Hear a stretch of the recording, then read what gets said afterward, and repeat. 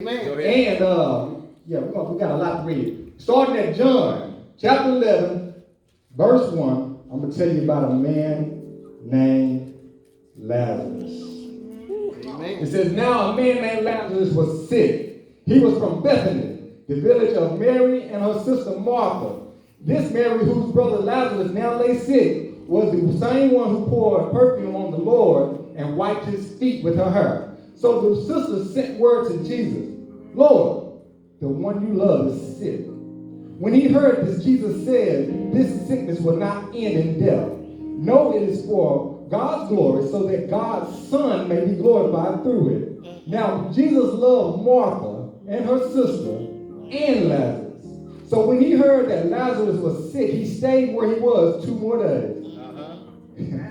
I'm going to pause there for just a second.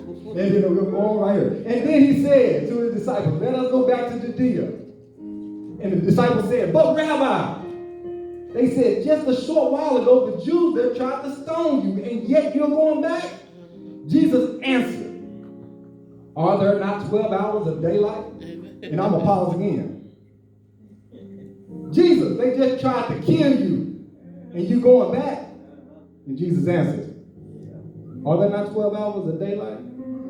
I don't know if he got, did he hear what I asked him? Anyone who walks in the daytime will not stumble, for they see by this world light. It is when a person walks at night that they stumble, for they have no light. After he said this, he went on to tell them, our friend Lazarus has fallen asleep, but I'm going to wake him up. The disciples said, hold up, wait a minute, Jesus, if he sleep, he'll get better. You know, wake up. And that does everything better, right?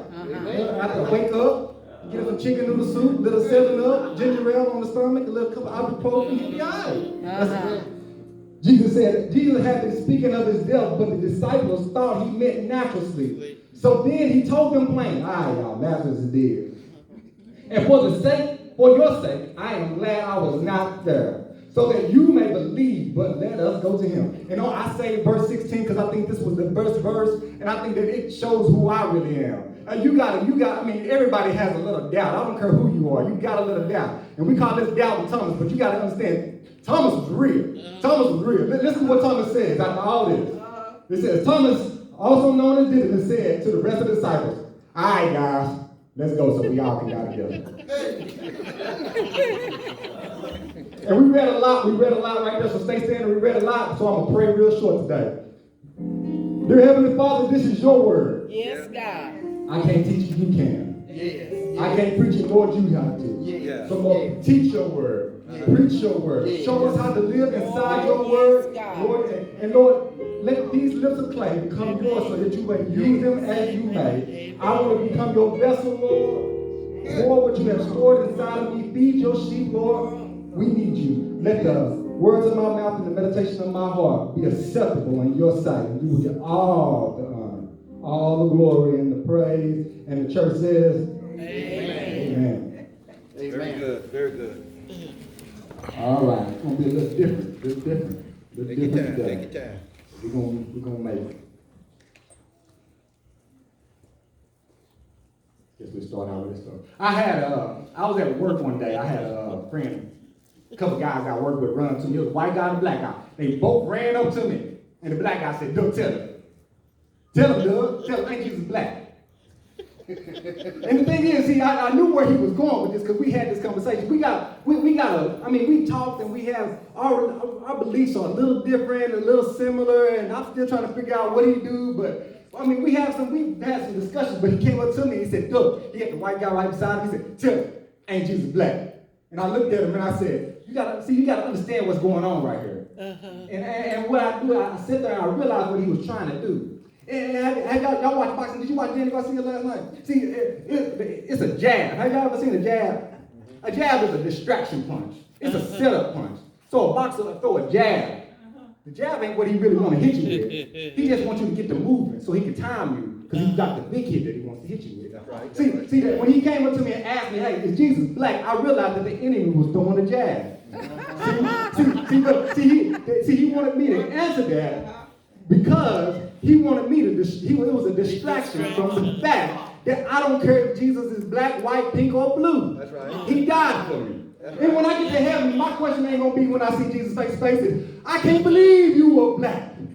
All the pictures look white. That's not gonna be that's not, you got dreads. They said you had long hair. That's gonna be the last thing that's on my mind. What's gonna be on my mind is gratitude. Amen. I don't know why you did, but I thank you for dying on that old record. Oh, yeah. I'm thankful. See, when the enemy comes up to you, he throws the jab.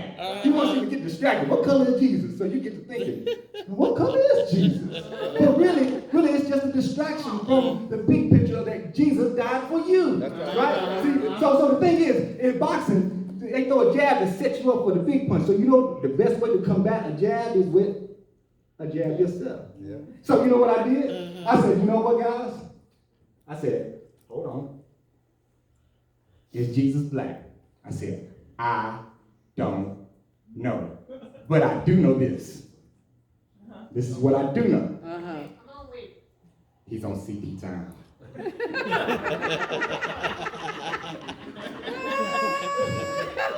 Now, I'm going to give you my topic. My topic is watch out for the jab, all right? Now, you got to pay attention now. Pay attention because I'm trying to lose you, but pay attention, all right? You know, everybody got that one family member that shows up to everything late, right?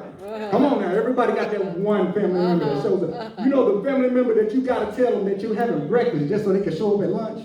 You know the one that we say, hey, we're going to eat at 1 o'clock so that they'll be there at 2 o'clock. Come on, y'all know the one that you call on the phone and be like, where you at? They'll be like, I'm right down the road. Every family got that one.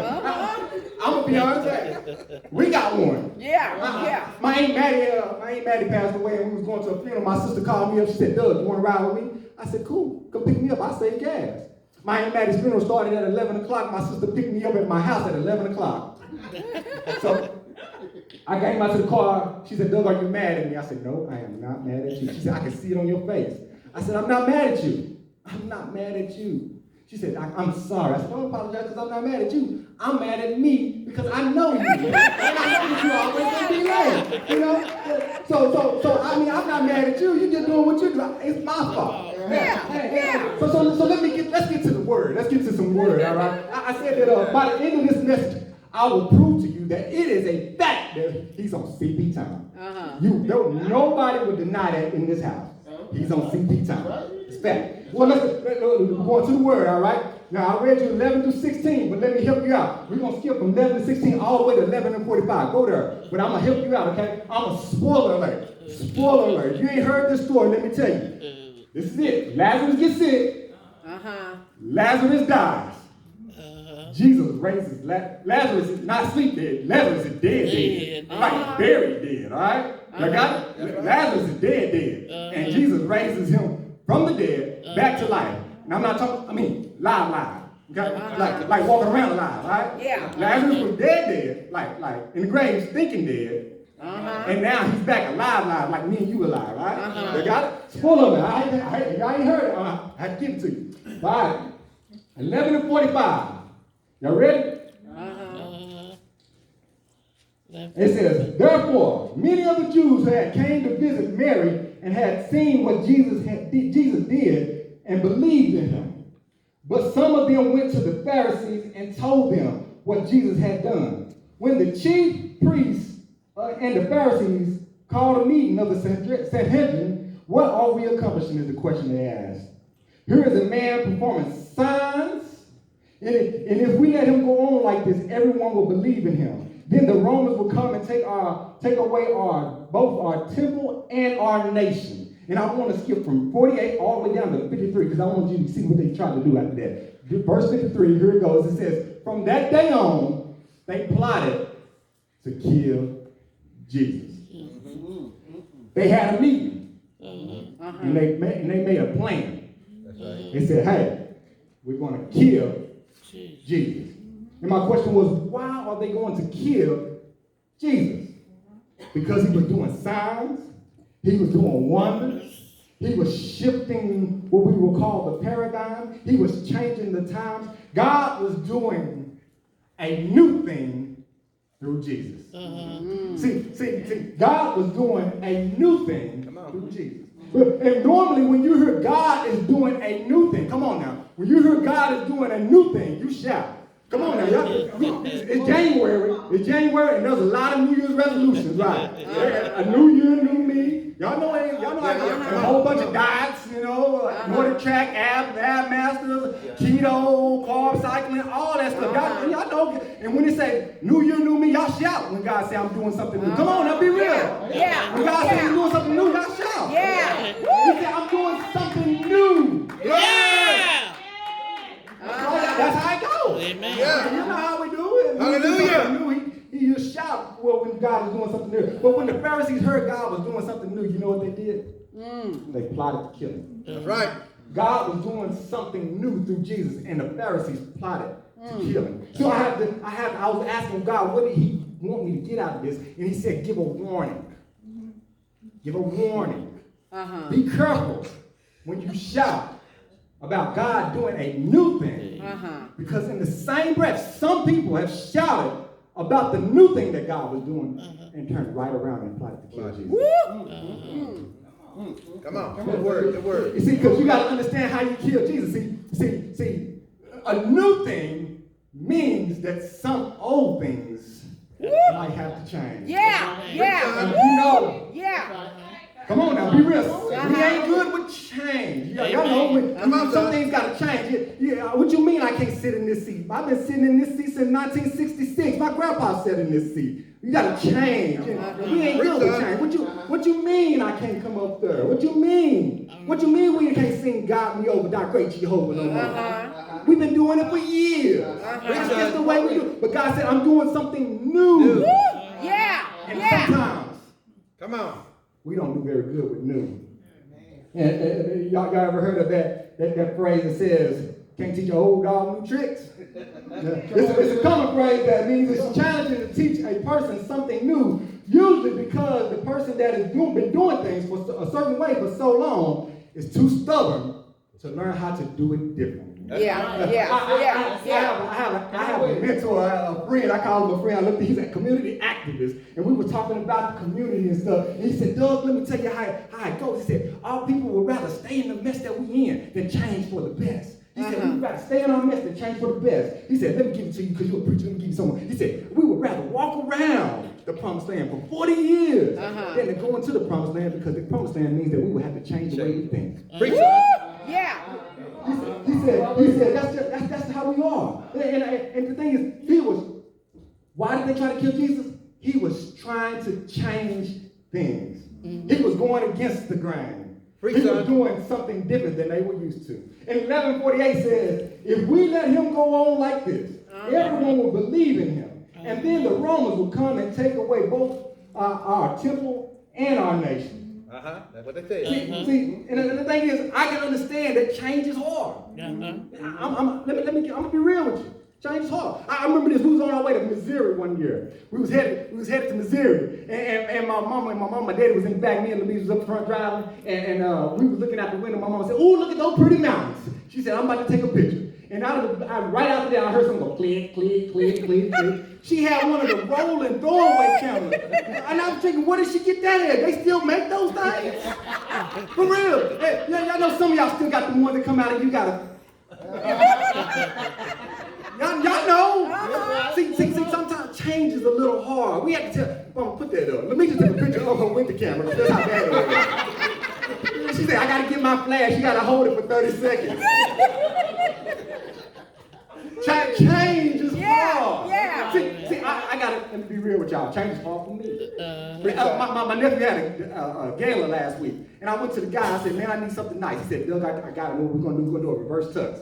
He said, I'm gonna fix you up. He said, everything's gonna be the same. We're gonna have black jacket, white pants. He said, but you know what I'm gonna do, Doug? I'm gonna make sure that you fit in. I'm gonna tailor these pants to fit your hips. I said, what? He said, it's gonna show the curves of your knees and the curves around your calves. He said, because you're kind of built. I like that. I thought to myself, I don't know if I want that. He said, no. Trust me, it's gonna be good. He said, we're gonna bring them all the way down, right above your ankle bone. And he said, make sure you put lotion on because you ain't wearing socks. He said, the only reason we are doing this is to show off the suede shoes that you're gonna put on. I said, well, all right. I said, but man, I don't do skinny jeans. He said, brother, that's not skinny. We doing fitted jeans. He said, skinny jeans is for boy. This is modern men. I'm going to tell you. I said, well, do it then. Hey, I got to the gala. I got to the gala, right? And I didn't feel comfortable because it wasn't what I used to wear. Yeah. But I looked around and I could see a definition right down the middle. From my age down. Yeah. I could tell the difference. From my age up, I could see a total difference. Everybody from my age up had traditional pants, like my daddy always wore. But everybody from John to the host that he had, to all his friends, they all had the pants that were fitted, and it came right above their ankles. And I said, wow, you could see the change in a generation just by the way they dress. See, but change is hard. My daddy gonna have some of them on one day. Change is hard. What is that? It's all right. See, so but change is hard, so I can understand. I can really understand them wanting to kill Jesus. I can see why they wanted to kill Jesus. Because he was changing the times, he was shifting the paradigm. A paradigm is a typical example or a pattern of something. It's a model.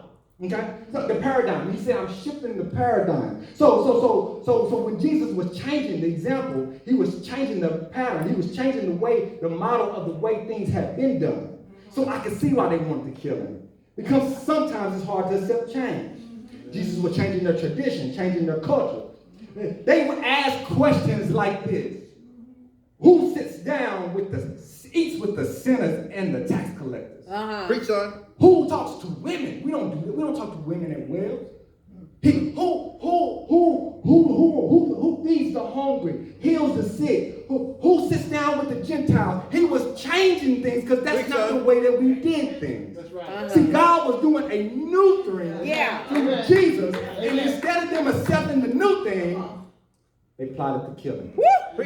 So I can understand that. I can understand that. I mean, and the thing is, they had to realize something that I realized.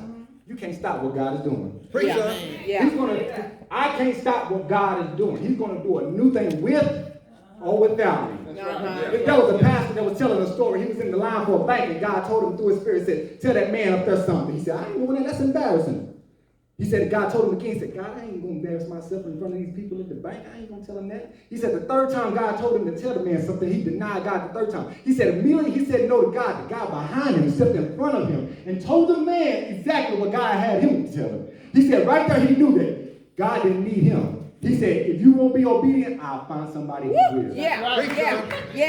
What the Pharisees realized is that you can't stop what God is doing. See, they plotted to kill Jesus because God was doing a new thing through Jesus. And then they realized that might be a little bit harder. And so, I mean, they had me right there. I can understand them wanting to kill Jesus. But this next one, Uncle Junior, I mean, they threw me for a loop. I got confused. I had to drink some coffee on this one. I had to drink a Red Bull on this one. He had me going in a circle. I could not understand this next one. I need you to go to chapter 12, verse 10. You got to see this with your own eye because I could not believe it. I could not believe it. This is going to blow you away. This is going to blow you away because it blew me away. It blew me away.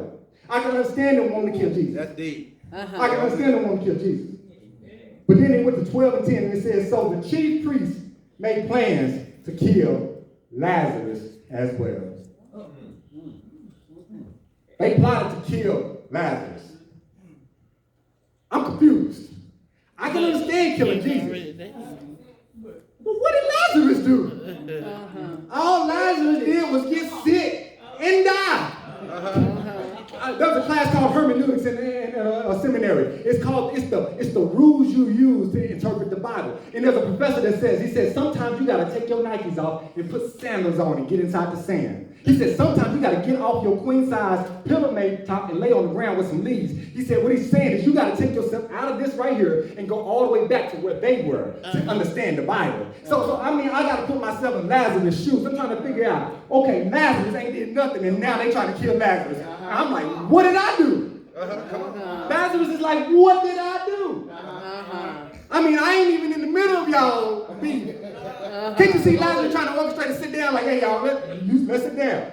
We got to get an understanding here. Because I ain't even did nothing. I know y'all got beef. Y'all take it out between the two of y'all. But leave me out of it. And you got to think about this. Lazarus got to be smart enough to know this, though. Jesus did just raise him from the dead.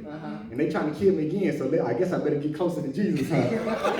So, hey, I ain't in the middle of y'all fighting, but if they do kill me, we still good, right? Come on, ain't that right? I mean, that's what I was saying, right? So let me get this straight. You shout when God is doing a new thing, then plot to kill Jesus. When you realize you can't kill what God is doing, you turn around and try to kill Lazarus. And I had to ask another question. I had to go deeper because that just didn't make sense. And I had to say, why would they want to kill Lazarus? Then I said, what is Lazarus? Preach, son. All Lazarus is a living testimony of what God can do with dead things in your life. Preach, son. All Lazarus was is a testimony. So we can't kill Jesus, but you know what we can do? We just shut up in Lazarus. That will make it a little bit easier. I got a friend that y'all know me, I play Xbox, I be online. Not as much as I used to, but I was online. I got a friend, we got a clan. And we be playing. Some guys be in New York, some guys be in Boston, Massachusetts, but we be playing. We all friends. And me and this guy, we been playing for years. And we be playing a long time. Like sometimes we play all day, right? And the whole time we playing, he's smoking. I can hear him. I said, bro, how much do you smoke? He told me, and I'm not talking about cigarettes either. He told me how much he smoked. I said, good God Almighty, that can't be healthy. That's an addiction, bro. But you know what? I didn't say nothing. I just went to praying for him. And just the other day, I heard that he had a baby. I ain't talked to him in about 4 or 5 months, but I heard he had a baby. So I congratulated him. I said, bro, I'm proud of you, man. I'm happy that you had a baby. And I'm just proud of you. He said, D, that ain't the thing. He said, let me tell you something. He said, I only smoke now to go to sleep. Hey, no, good. And most Christian people say, you've been smoking all these years and you still smoking. But that ain't what I said. Because you know what? I didn't want to kill the testimony. I said, keep doing what you're doing. And I'm going to keep praying for you. Because guess what? One day, brother going to walk through the door and tell his testimony how God made him live again. See, if I kill Lazarus don't even get to tell his testimony. What we do so many times is we kill Lazarus. Come on. What you mean? What you mean you trying? You gotta try better. But, I'm struggling. You expect me to just quit drinking after 40 years of drinking, just quit cold turkey? No, I can't. But I'm trying. See, the thing is, we start judging people when they're trying. We judge them at their lowest. When we don't, you can't kill Lazarus. You gotta let, because you know what I know is when he walks through the door, there's something that I can't do. But I know somebody who can. When he walks through the door, I know that the chains will fall off not because of me, but because my God can do it. So I can't kill Lazarus. Come on with it. The thing is that the sick Lazarus, most of the time, not even talking about this church, but the sick Lazarus can't even make it through the door without being getting judged. The first time he walked through the door, he smelled like good, and everybody's like, smell like you just smoked. And he can tell you smell it on him, because now he's kind of tight, and he probably won't come back. Sick Lazarus won't get a chance to live. He smelled like a winery. He must have drank last night. Preach, son. Here's my favorite one. You mean to tell me that's the best you could dress to come in God's church? Preach, son. Come on. And the thing is, sick Lazarus won't ever get to tell his testimony, because guess what? Sick Lazarus ain't coming back to this church. Amen. See, the thing is, we can't kill what God is doing, but you sure can silence a Lazarus. Preach, son. See, I was sitting there and I had people they come to you. I should have told them that I was a preacher, because they come to you with some crazy stuff. They say, hey, Kanye West got an album now called Jesus King. What do you think about that? I'm just glad that he's acknowledging that Jesus is king. Because I remember a couple songs that I used to play that were very kingly. But you know what? You got people on Christian people talking about he's just trying to get money. How you know? The boy had money. But the thing is, you'll judge him at his lowest point when he's trying to do better. Preach, son. Snoop Dogg made an album, and all everybody could say is he's still on Martha Stewart smoking weed. The brother made a gospel album. He's trying. There was times when I remember Uncle Charles, he had a song called Death Row or Murder. I beat the case. Murder was the case they gave me. And now he's talking about God. Preach, son. I'm thankful that he's trying. Yeah. And I know that once you put God in the mix of anything, Yeah. he changes everything. Yeah. The thing is that Lazarus can't live because we shoot Lazarus down before he can get restored. Yeah. And I went all the way around the world. I know. You're doing good. I went all the way around, but I just want to elaborate one thing. Time. I just want to show you what God can do with time. God changes time. Yeah. He shifts time. He speeds up time. Hey, you don't believe me? Ask the disciples as they were rowing. 12 men rowing, and Jesus walked past them. How do you walk on water past guys that's rowing? 12 men rowing, he speeds up time. You don't think he add time? You better ask Hezekiah. Hezekiah, they said, Hezekiah, you ain't got long. Hezekiah said, you a lie. He went and put his face to the wall and prayed. How many of you have ever got a bad diagnosis? You like Hezekiah, put your face to the wall and pray. And God added years to his life. God can add time. See, when God gets in the mix, he changes things. God can change time, shift time. God can do whatever he wants with time. I just went all the way around there just to show y'all what God can do with time. The most valuable thing we have in this life is time. You always hear old school say, if I could turn back the hands, time. Well, if I knew what I knew now, later, you don't know. And my thing is, young people are always trying to speed up time. Like, you can't wait till I get grown. The thing is, I think that time is here right now to show you how precious this moment right here is. You would never be as young as you are right now. Guess what? You're already older. You're already older now. This is your moment right here. Yeah. He said, this is the precious moment. Time is here to show you how precious this moment is right here, right now. That's why it's here. And let me now, I told y'all, I said that by the end of this, I was going to show and prove to you that he's on CP time. Let's get to the word, all right? The disciples asked Jesus. He asked him a question. They said, Rabbi, they just tried to kill you when you was last there. Why are we going back? In John 11:9, Jesus answered, are there not 12 hours of daylight? Anyone who walks in the daytime will not stumble, for they see by this world's light. It is when a person walks at night that they stumble. And you got to understand this. You got to understand the power of 12. You got to know the significance of the number 12. See, the number 12 has significance as it represents authority, appointment, and completeness. See, when Jesus said this, he said, in John 9:4, if we go back, we always quote this at the end. Reverend Thomas used to quote this at the end of his message. He said, I must work the work of him that sent me while it is day. For when night cometh, no man can work. Well, what is day? Day is life. That's right. What is night? Night is death. Yeah, that's right. You can't work when you're dead. You see, Jesus knew something that the disciples didn't know. He knew the power of 12. Are there not 12 hours in the day? See, this is what it meant right here. He said, what he was saying is that he also knew that he had an appointment with Lazarus. He had authority over death. And he knew that his time was coming close, but his purpose was to die. But he said, I ain't dying yet. He said, I got 12 hours in the day.